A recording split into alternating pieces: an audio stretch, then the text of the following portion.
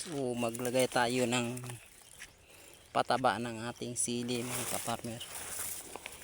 Yan. Ayun, hala. Ano ba yan? Mahirap. Ang lambot ng lupa kasi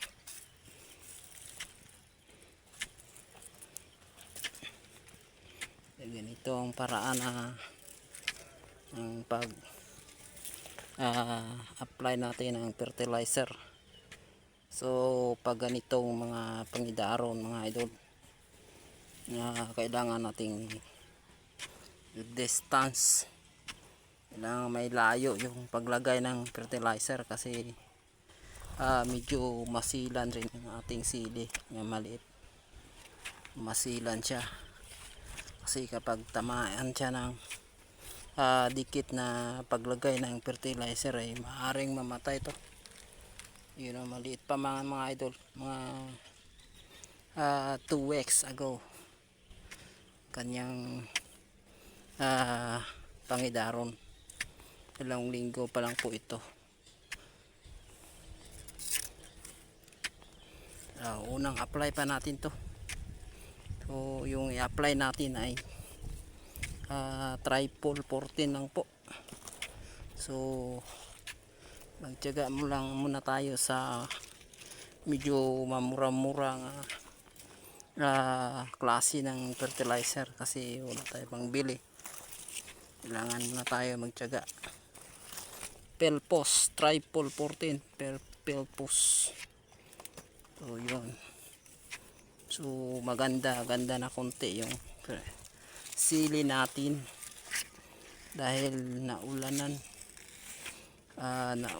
kagabi ng pandalawang pieces na pong ulan ito sa amin, pero sa ibang lugar ay iwan ko lang, parang palagi naman po ito nag-ulan.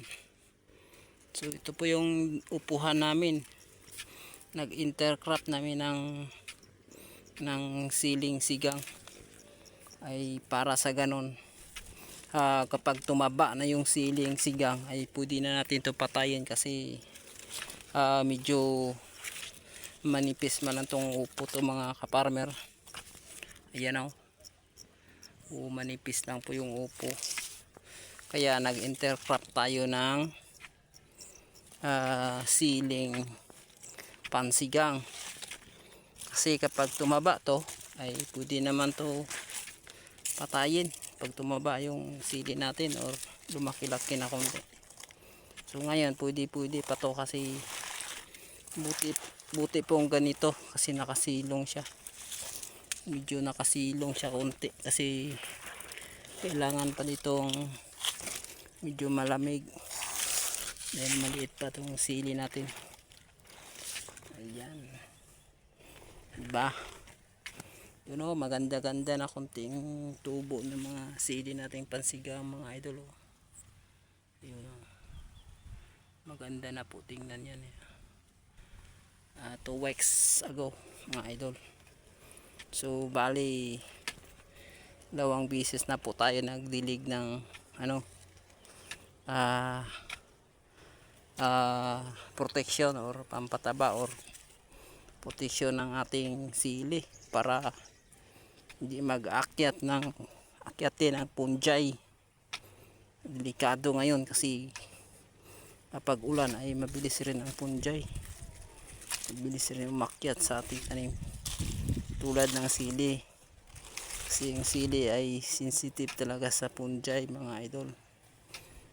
Yan, sili at saka tomato sensitive talaga sa fungi. Ayan. Ano nyo po idol mga upo pa, diba? May mga malaki pang bunga ng mga upo. Ayan. Dito rin tayo nagkuha ng ating pangbigas-bigas sa upo. Kaya hindi nga pinatay agad to. Sayang. Linggo-linggo tayo, 2 beses tayo mag-harvest nito. 1 linggo yung upo. mga idol, sayang idol, kasi wala pa naman tong maintenance, walang gasto tong upo na to, pero nagbibigay rin sa atin ng ah, bunga or pera para makabili tayong makain, diba? So mas maganda rin itong produkto itong mga idol, yung upo, kasi hindi masyadong magastos, hindi masyadong, wala tayong masyadong maintenance nito, lalo na kapag nagsimula ang bunga.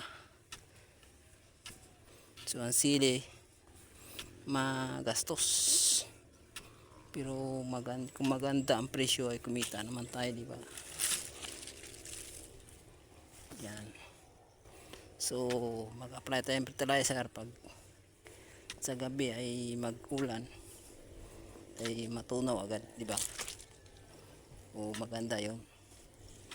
Kailangan tayo mag-apply nga basa ang lupa tsaka tag-ulan ng panahon, mga idol. Yun ang mga kaparmero, taniman naming bagong sili ngayon. So 2,000 po ito nanim namin ngayon.